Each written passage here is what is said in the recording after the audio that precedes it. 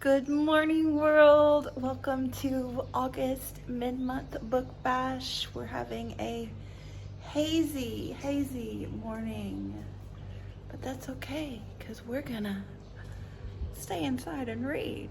What do we have to read, you ask? Oh, let me show you. So here is my mid-month book bash spread, and we are reading these 4 books. Number 1, We Measure the Earth with Our Bodies by Sarang Angzum Lama. And we have, I think, 100 pages left. So let's get her done. It is currently 8 a.m. And we're gonna have, what do y'all call those? Reading sprint. My own personal reading sprint. Here we go. First, Coke. I think I need to restock.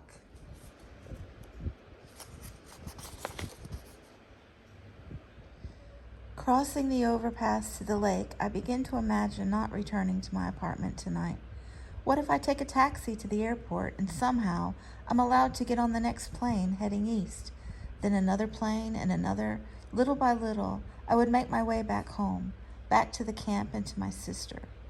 How many people are doing this right now, making their way from place to place, countless ants crossing the planet, some on boats to the middle of the ocean, some in mountain passes, others hidden in the kitchen of city restaurants or tucked inside a dark box.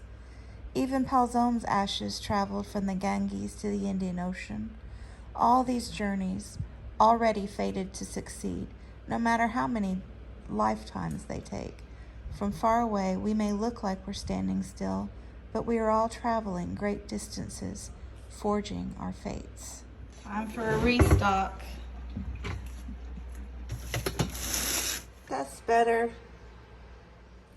I have finally learned how to find the white ones.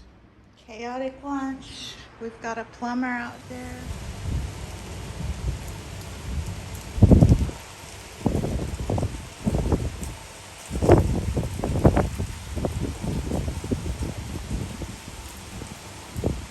Hello. So I have finished We Measure the Earth with Our Bodies and really enjoyed the reading experience. So I had about 150 pages left and just kind of read it all morning and afternoon amidst the chaos that was going on in our home today. And yeah, I think I haven't told you exactly what this is about. So it is based on the time period when Tibet was invaded by China and many Tibetans had to flee over the mountains down into the valley in India, and their time in the immigration camps there and how the camps became permanent, and some ended up immigrating to Canada, and the second generation, and what it's like to be gone from your homeland that you had such deep connections with, obviously, and what it's like growing up as a second generation without a real homeland of your own.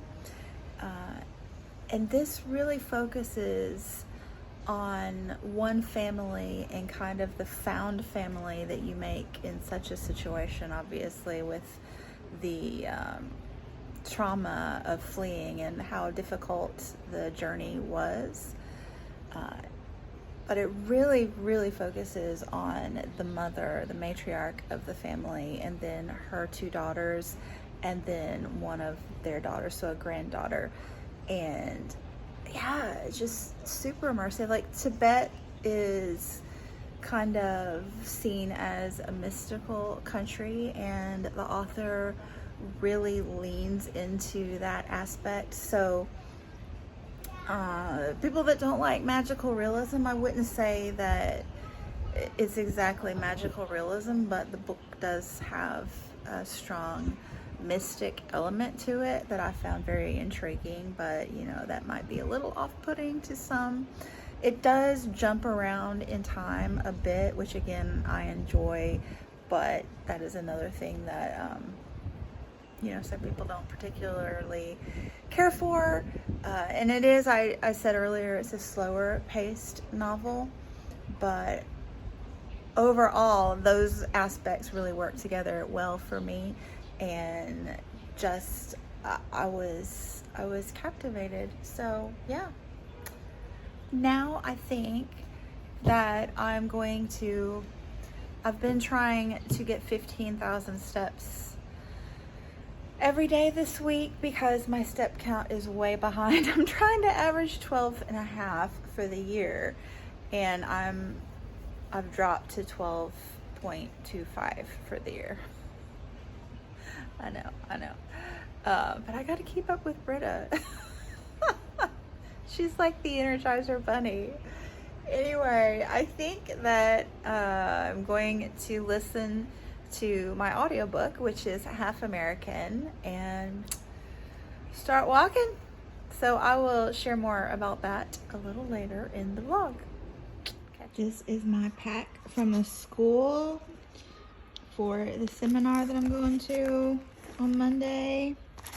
I'm official, and I'm getting new shirts. So stylish.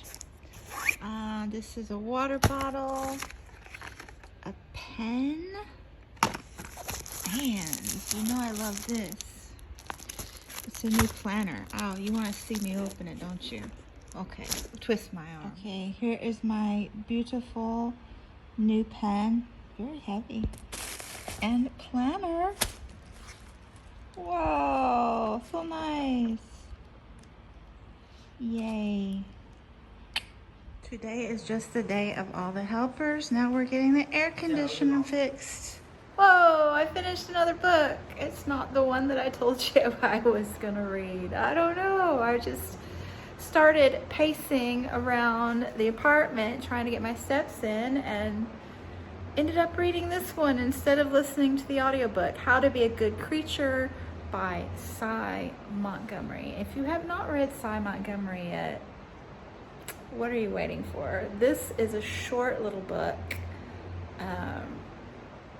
just 10 or 11 chapters on the animals that have impacted her life the most, and the lessons that she has learned about how to be a good creature from these animals. And they range from, her pet dogs to a 750-pound pet pig to a big little tarantula, the octopus, emus, tree kangaroos. Just charming book, and just so sweet. I did find myself tearing up there at the end. I would also highly recommend, this one is more like social sciences type book really, but if you're looking for more of a nature writing in the scientific bent, I highly recommend her book, Soul of an Octopus. Oh my gosh, that book is brilliant, one of my all-time favorites. So yeah, anyway, I only have 6,000 steps so far, and I'm shooting for 15, so I got to get back to it. So I guess I will check out that audiobook now.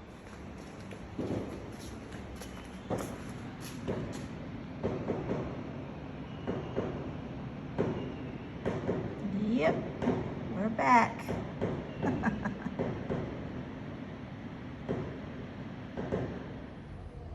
Good morning, world.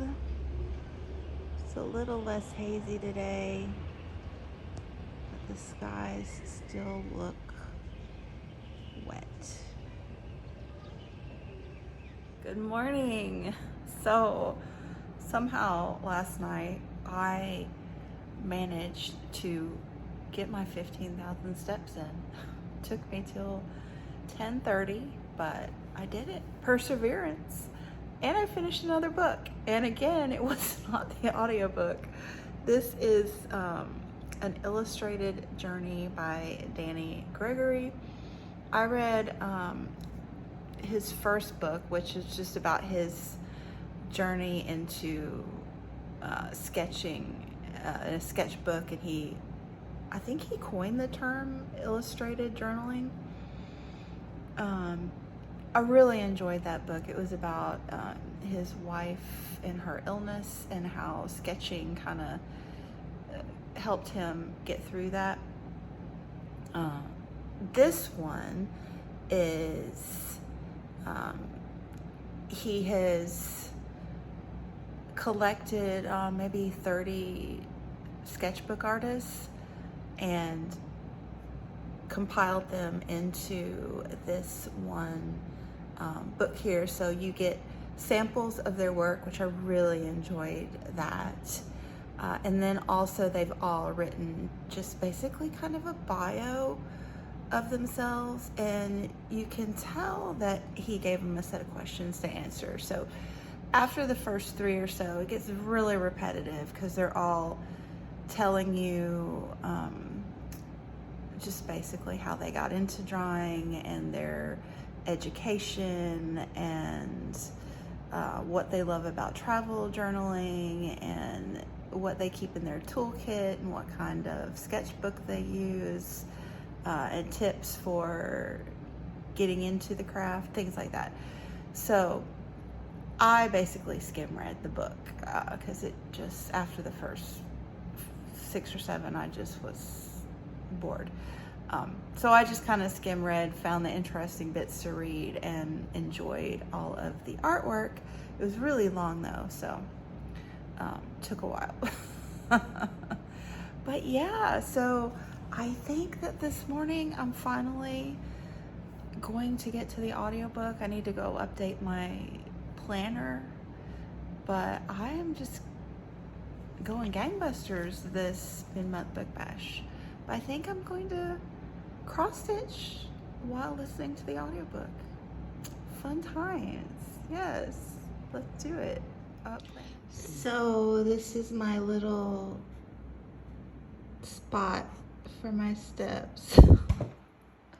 All that work just to color in that one little spot. Funny. And this is funny too, because I made this huge spread to track my pages each day for mid-month book bash, and I was intending, like, I put what page I was on here, and I was intending to update each day what page I got to, but I finished 1, 2, 3 of them already, so I don't know if I can finish the 4th today. That would be really funny. Anyway, okay. Time to cross stitch.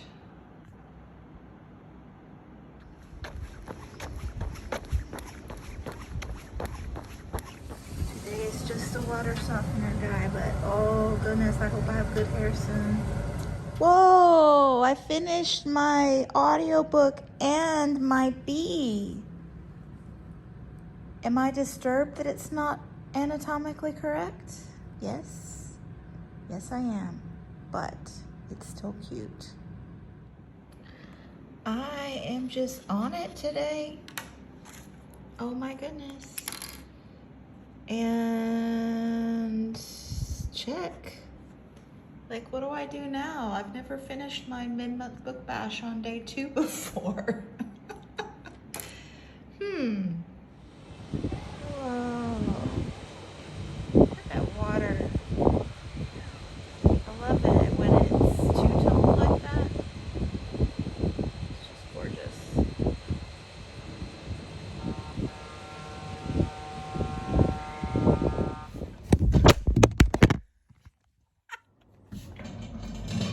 Hello. I wanted to make a dramatic entrance and I dropped my phone. And I thought it was funny, so I kept it in. Y'all, I don't know what to do.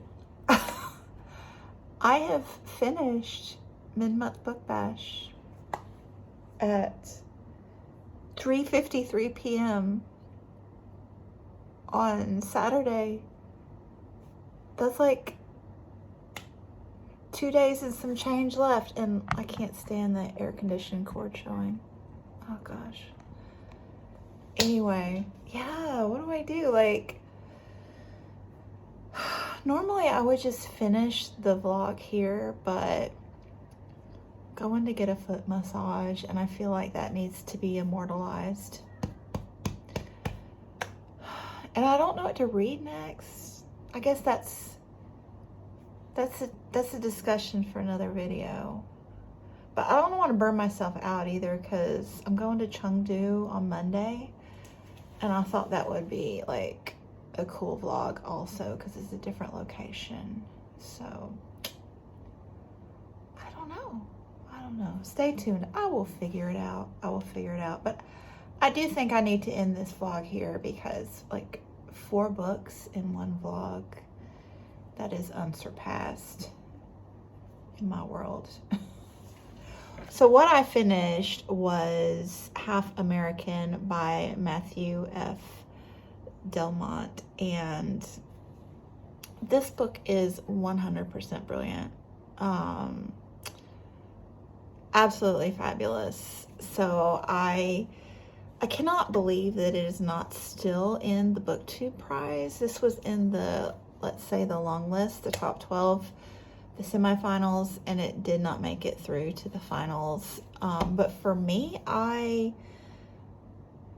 read 10 now of the top 12 books, and you know, not gonna discuss it, but this is definitely in my top 3. And we all know that I have a propensity for science books, so but it's definitely like on par with my top books that are still left. Like, wow. So this is World War II from the perspective of the African Americans that fought and worked during the Second World War. And I am just blown away by this writing and this research. And you know, if you think you've read all of the World War II books and there's nothing left to write, try again. This was excellent. The pacing, like, I know it's nonfiction, but the pacing was impeccable. I greatly appreciated that he included women in the storyline. One thing I loved was the way he took people that have almost been caricaturized. Sorry. Like Rosa Parks and the Tuskegee Airmen. Those are in all our history textbooks, and as the iconic examples of great African Americans. And they are great and iconic, but they've been whitewashed. Is that a word? I think it is. We don't see the depth behind them and the things they had to go through to overcome and be what they, you know, became. Like the Tuskegee Airmen, for some reason, I thought that because they were pilots, they had a better go of it than most African Americans in the military during World War II. I mean, I knew that it was rough because I've read quite a bit of other pieces, including The Black Cabinet. I read that a couple years ago. So good. But yeah, I didn't know that it was that bad for the pilots. And Rosa Parks, he introduced her, like her iconic moment was the cusp of the civil rights movement, which was after World War II. But he showed her becoming who she became, like leading up to her iconic moment. I love that. Dory Miller, the cook who came above decks during Pearl Harbor and manned the machine guns and saved lives in the water. his name is Doris. Oh, I love it. I absolutely love it. Like, it's humbling to know I share a name with such a great human being. But yeah, I love it. Doris Miller. I could just go on. Great book. And it made me think about so many things. But To Kill a Mockingbird, you know, and again, I mentioned history books because I grew up reading history books in the South. I grew up during the era that the Civil War wasn't really about slavery. It was about states' rights. And now we're going through this era where, you know, in Florida where I grew up, banning books right and left, and, you know, axing that AP course about African American history, and it's just horrible. It's just horrible. So this book, read it. This is a great book. Really, really good. Really good. So yeah. It's blurbed by Clint Smith. How the Word is Passed, which I believe, did that take top marks last year in the BookTube prize? I think it did. Anyway, the To Kill a Mockingbird connection, though, which was for me, you know, again, growing up in the South, that was the first moment that I made the connection that the way we were treating people during World War II in our own country was the way Hitler was treating people in Germany during World War II. Yeah. So To Kill a Mockingbird as a Southerner really just speaks to me every time I read it, and I've read it like 20 times. But yeah, literature is so powerful and so important, and we all have our connections, but this book really spoke to me on an emotional level and an intellectual level. Very comprehensive and excellent. So read it. I think I'll end it there. So I have some things to talk about regarding, you know, my currently reading and the BookTube prize in Shorty September. So I think what I'll do is just, you know, do a currently reading video and tack on any extra mid-month book bash vlog footage to the end of that. I think that's what I'm gonna do. I have a plan now. Thanks for helping me out with that. Anyway, thanks so much for watching, and I will be back soon. Bye.